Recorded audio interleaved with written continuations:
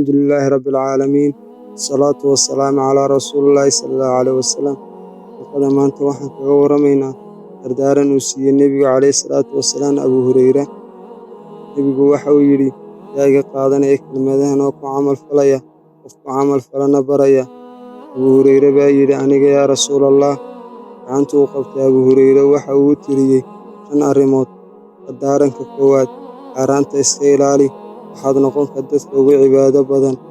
Xaaraantu waxay koobsanaysaa ka tegidda waxa la iska reebay iyo ka tegidda waxa la is amray in laga tego. La imo waxa uu Alle amray, kana teg waxa la iska reebay. Qofka ka tega waxa la iska reebay waxaa kor u qaadanta cibaadadiisa, waxa uu noqdaa ka ugu cibaado badan.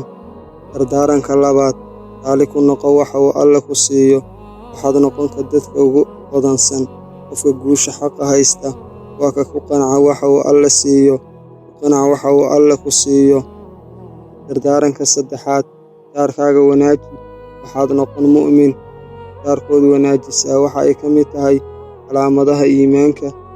Wanaajinta jaarka waxaa ka mid ah inaad ajiibto markay ku casuumaan, inaad ka ilaaliso dhibaatadaada, inaad asturto jaarkaaga, inaad ilaaliso sharaftooda, inaad u samayso wanaag. Taabaa la yidhaahdaa jaar wanaajin. Dardaaranka afraad, dadka la jeclo waxaad la jeceshahay naftaada. Arrinkan waa dhammaystirnaanta islaamka. Markaad la jeclaato dadka waxaad naftaada la jeceshahay, waxaa meesha ka baxaya xaasidnimada.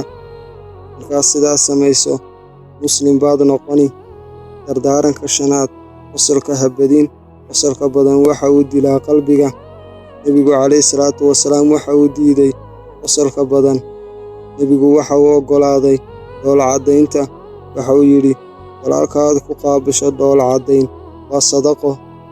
5 kelmadood aan ku dhaqanno, dadkana aan barno, aan ku dadaalno sidaan u weelayn lahayn dardaaranka nebiga calayhi salaatu wasalaam. Allah inaga dhigo kuwo weelaya dardaaranka nebiga. Shaqadeennu maanta halkaa inoo joogto.